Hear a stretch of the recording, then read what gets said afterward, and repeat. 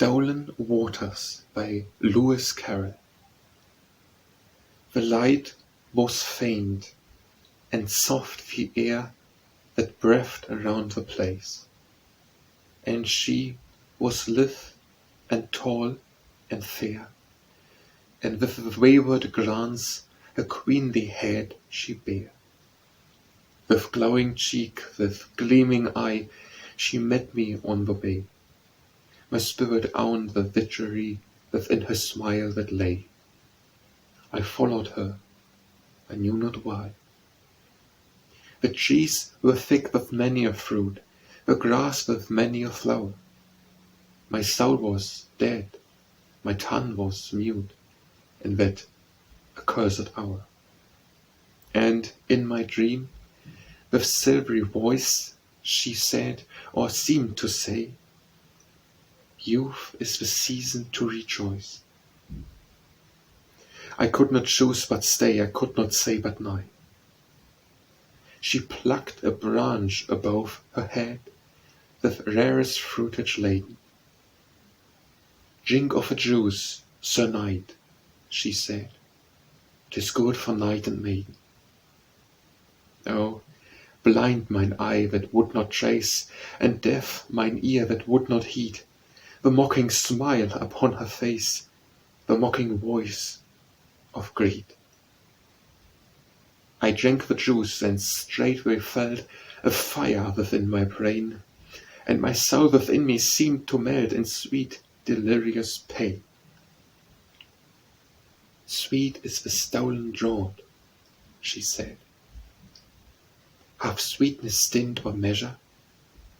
Pleasant the secret hoard of bread, what bars us from our pleasure? Yea, take we pleasure while we may," I heard myself replying. In the red sunset far away my happier life was dying.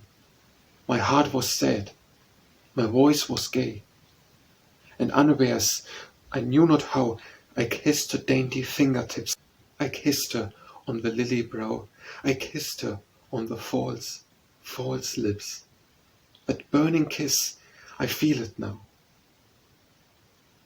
"True love gives true love best, then take," I cried, "my heart to thee."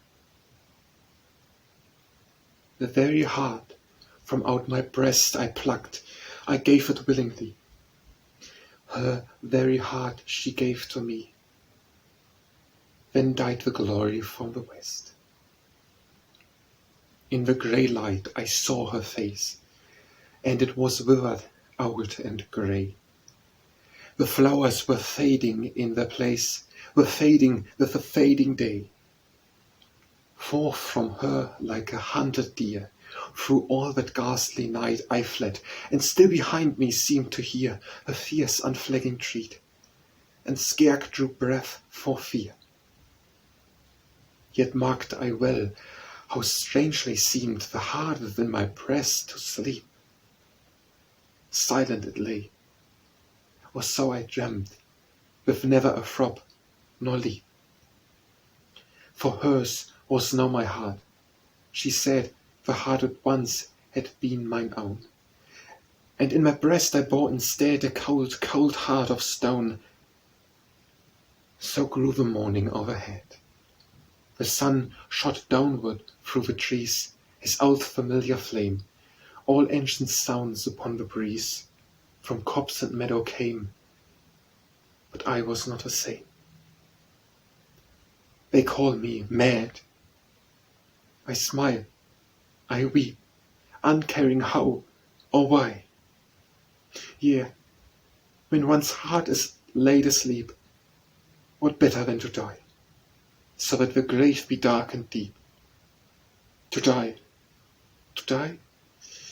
And yet methinks I drink of life today, deep as the thirsty traveller drinks of fountain by the way. My voice is sad, my heart is gay. When yestereve was on the wane, I heard a clear voice singing, and suddenly, like summer rain, my happy tears came springing, my human heart returned again. A rosy child, sitting and singing in a garden fair. The joy of hearing, seeing, the simple joy of being, or twining rosebuds in the golden hair that ripens free and wild. A sweet pale child, verily looking to the purple west, waiting the great forever that suddenly shall sever the cruel chains that hold her from her rest by earth joys unbeguiled. An angel child, gazing with living eyes on a dead face, the mortal form forsaken that none may now awaken, but lieth painless, moveless in her place, as though in death she smiled.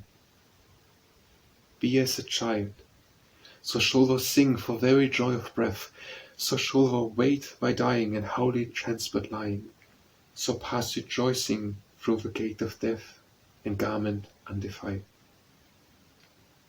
Then call me, what way will, I know that now my soul is glad.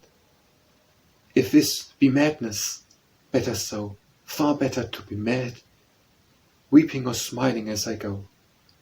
For if I weep, it is that now I see how deep a loss is mine, and feel how brightly round my brow a coronal might shine, had I but kept mine early vow.